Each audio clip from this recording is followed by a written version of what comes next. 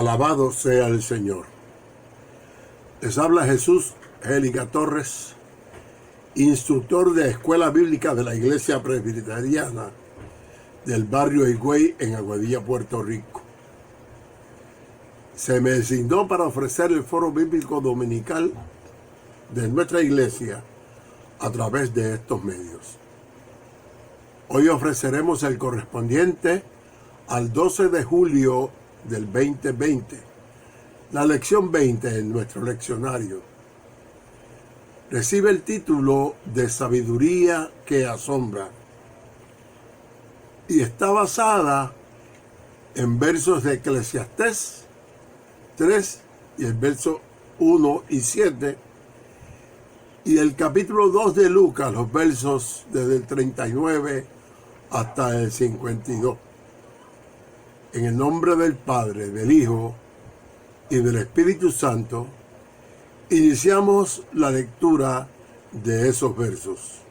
Eclesiastés 3, 1 y 7.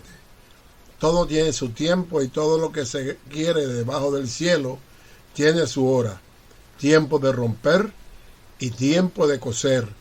Tiempo de callar y tiempo de hablar. Lucas 2, del 39 al 52. Después de haber cumplido con todo lo prescrito en la ley del Señor, volvieron a Galilea, a su ciudad de Nazaret. Y el niño crecía y se fortalecía, y se llenaba de sabiduría, y la gracia de Dios era con él.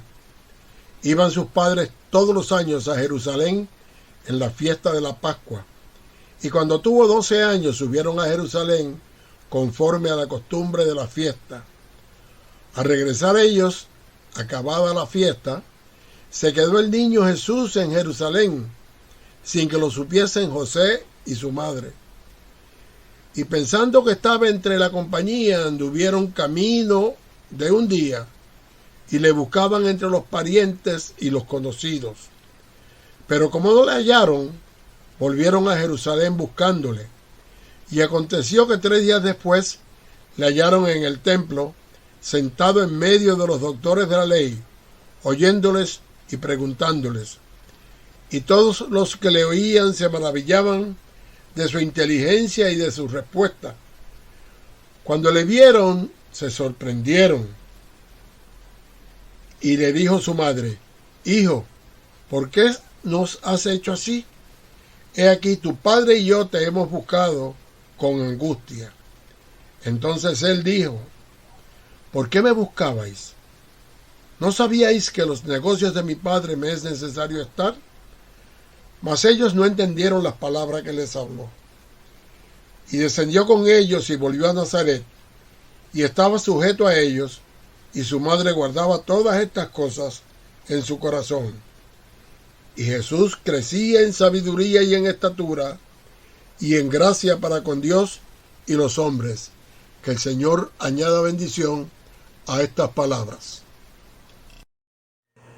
Queridos hermanos, en el día de hoy estudiaremos versos que nos ayudarán a profundizar en el concepto de sabiduría, visto desde la perspectiva de nuestro Señor Jesucristo. A manera de introducción, leamos los primeros 2 versos de la lección de hoy. Los mismos se encuentran en Eclesiastés 3, los versos 1 y 7. Y dice así esa palabra: todo tiene tiempo y todo lo que se quiere debajo del cielo tiene su hora. Tiempo de romper y tiempo de coser. Tiempo de callar y tiempo de hablar. Este es el comienzo de un pasaje bíblico bastante conocido y que se cita con muchísima frecuencia. En el mismo se deja ver bien claro que parte de la sabiduría consiste en saber cuándo se debe hacer una cosa y cuándo se debe hacer otra. Por ejemplo, cuándo hay que vivir intensamente, pero llegará un momento de morir. Cuando hay que plantar y cuando hay que cosechar. Cuando hay que llorar y cuando hay que reír. Es muy importante saber que también hay un tiempo para callar y otro para hablar. Esto da a la sabiduría una doble dimensión que nos dice que en primer lugar debemos saber lo que es apropiado en cada situación. Hay situaciones en las que es muy sabio hablar y otras en las que es mucho más sabio permanecer callado. Debemos saber también que los tiempos no necesariamente se ajustan a nuestra conveniencia. No podemos determinar el tiempo de nacer o el de morir, y no podemos sembrar o cosechar en cualquier época del año. El pasaje recomienda sagacidad para determinar lo que conviene en cada situación y aceptación para lo inevitable, lo que no está en nuestras manos modificar. Dicho esto, procedamos con la lectura de los primeros 2 versos de la porción correspondiente al Evangelio de Lucas. Lucas 3, 39 y 40. Y dicen así: después de haber cumplido con todo lo prescrito en la ley del Señor, volvieron a Galilea, a su ciudad de Nazaret. Y el niño crecía y se fortalecía, y se llenaba de sabiduría, y la gracia de Dios era sobre él. Los padres de Jesús, como una buena parte de las familias judías de la época, peregrinaban todos los años a Jerusalén con motivo de la celebración de la Pascua. Esta vez que se narra en los versos, Jesús viajó con ellos por primera vez a esa peregrinación pascual, posiblemente porque ya había superado la edad de 12 años, y aunque el texto no lo afirma, este viaje debe haber sido para Jesús algo muy especial. Frecuentemente muchos pensamos que Jesús a esa edad ya lo sabía todo y que no tenía nada que aprender. Pero la realidad es que el pasaje mismo empieza y termina afirmando todo lo contrario. En este versículo se nos dice que Jesús crecía tanto físicamente como intelectualmente. Su cuerpo se fortalecía y su sabiduría aumentaba. Y si crecía su sabiduría era porque su sabiduría estaba todavía en formación. Y aunque sabía mucho, no lo sabía todo.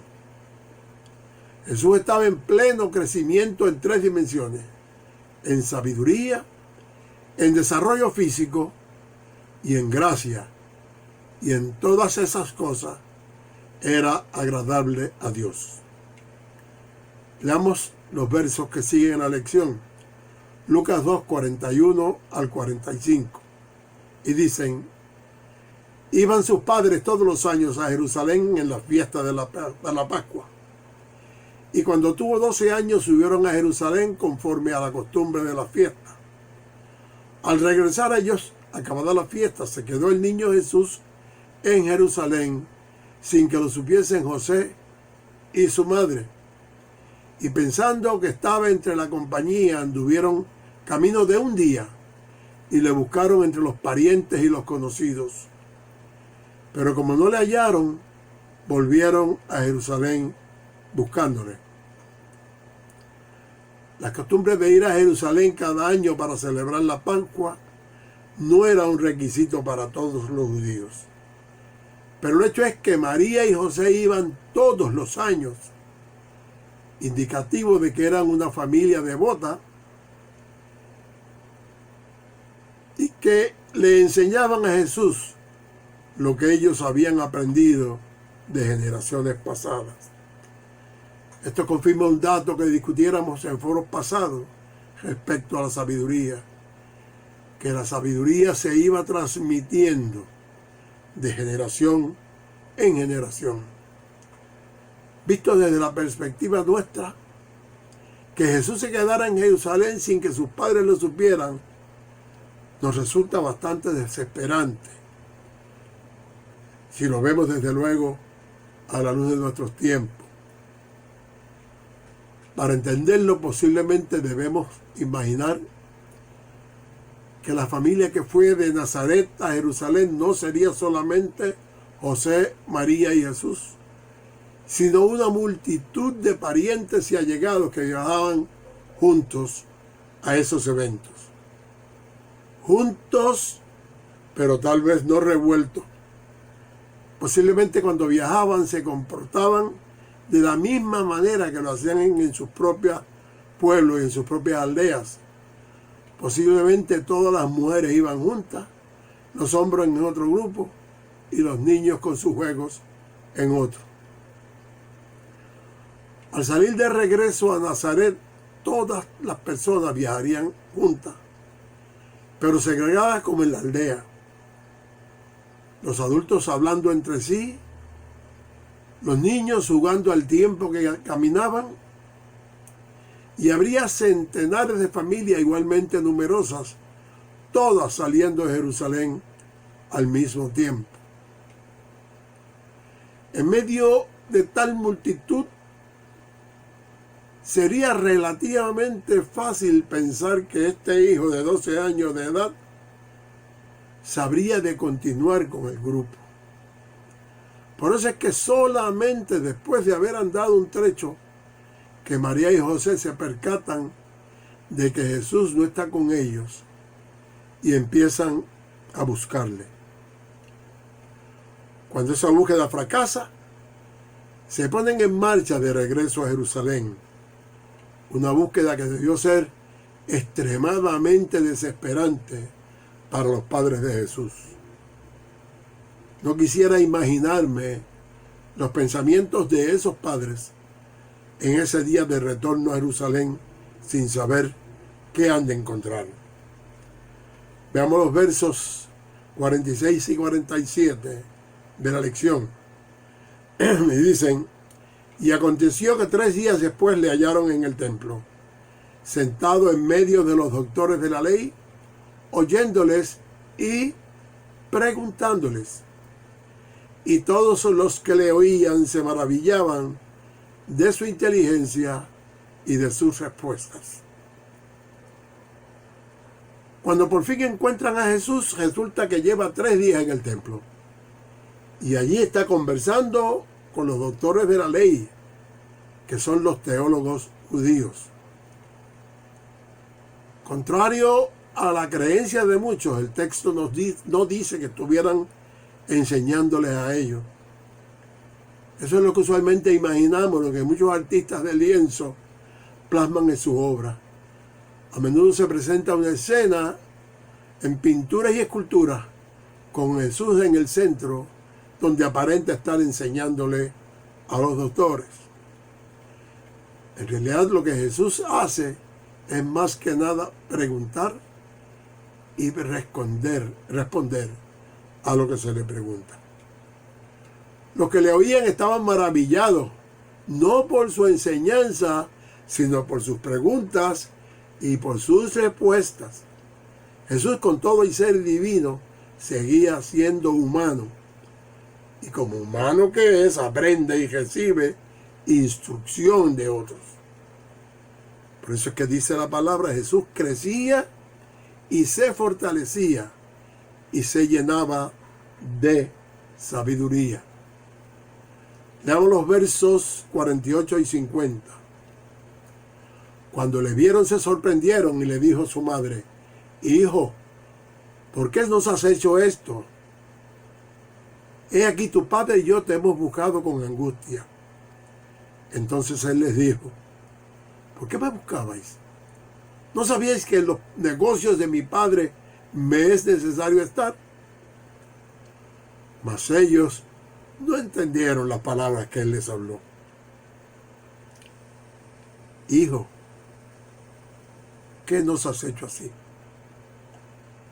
Se podría descubrir aquí el eco de los porqués de tantas madres ante los sufrimientos que les causan sus hijos, así como los interrogantes que surgen en el corazón de todo hombre en los momentos de prueba. Las palabras de María muestran una reprensión a Jesús por haberles hecho pasar por un disgusto de esa naturaleza. Esa es la actitud inmediata de cualquier madre en similar circunstancia.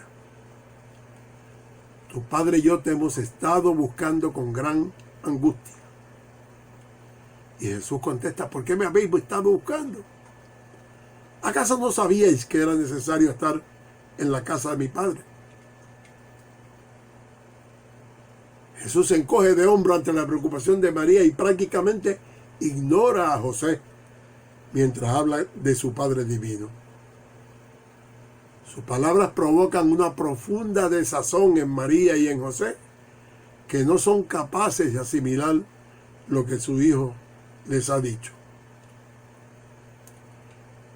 Jesús, al aludir a su ascendencia divina, más que afirmar que el templo, casa de su Padre, es el lugar natural de su presencia, lo que quiere dejar claro es que Él debe ocuparse de todo lo que atañe al Padre y a su designio. Desea reafirmar que solo la voluntad del Padre es para Él la norma que vincula su obediencia. Sus padres terrenales deben haber estado esperando alguna muestra de la misión divina que ellos sabían que su hijo tenía encomendada, pero sublimaban sus pensamientos. Ahora Jesús les ubica. No lo han comprendido todo. El asunto no se vuelve a tocar.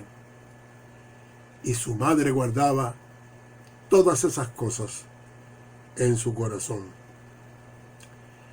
Este relato es el único recuerdo que se ha conservado de la adolescencia de Jesús. Tiene una gran importancia en el Evangelio de Lucas por dos razones. Primero, porque contiene las primeras palabras pronunciadas por Jesús según es escrito.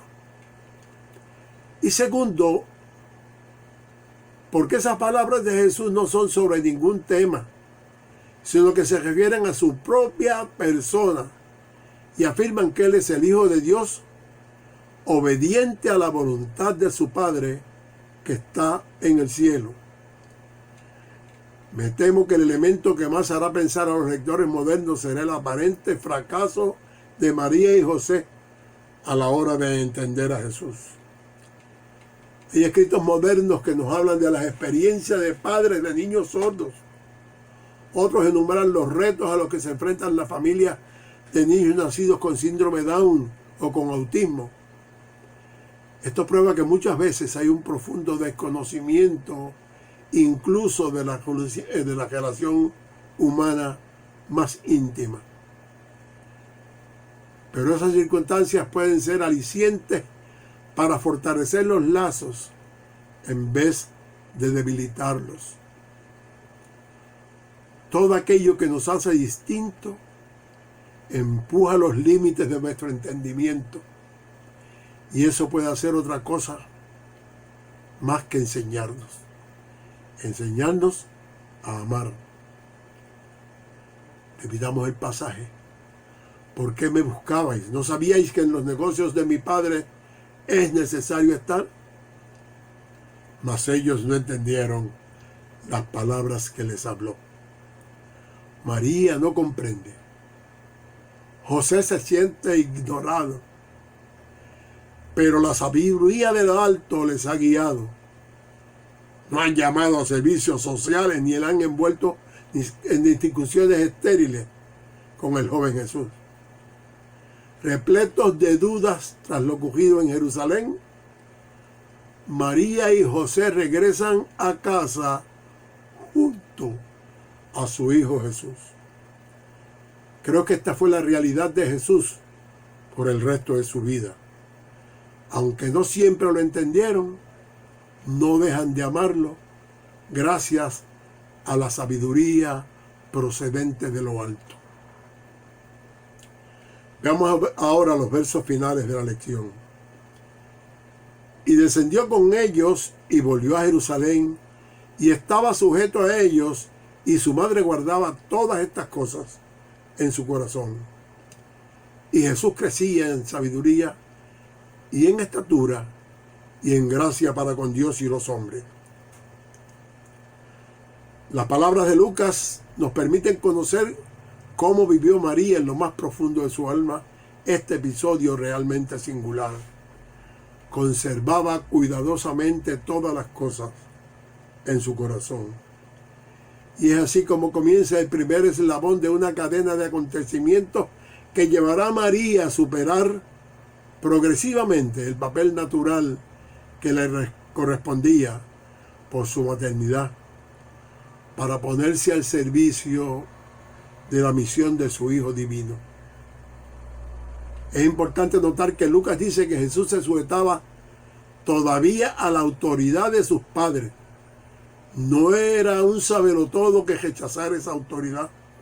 Al contrario, una vez más, seguía creciendo en todas las dimensiones del conocimiento humano, el cuerpo, la sabiduría, la gracia. En otras palabras, aunque María no hubiese entendido lo que Jesús le había dicho en Jerusalén, sí sabía que su hijo era algo especial. Quizás sospecharía que aquel embarazo que unos años antes le hizo cantar de alegría, a la postre le llevaría a profundos dolores. Aprendimos que Jesús tenía que crecer en sabiduría. Ese crecimiento no viene solamente de dentro, viene particularmente de fuera. Se obtiene sabiduría escuchando la enseñanza y recibiendo el ejemplo de los sabios y haciéndose partícipe de sus enseñanzas. Que Dios derrame infinitas bendiciones sobre todos. Oremos.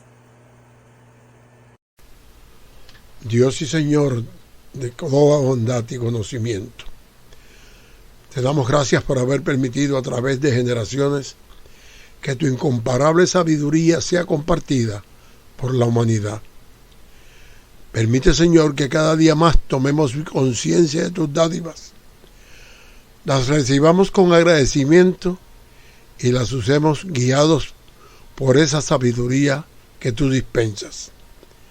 En el nombre de tu Hijo Jesús. Amén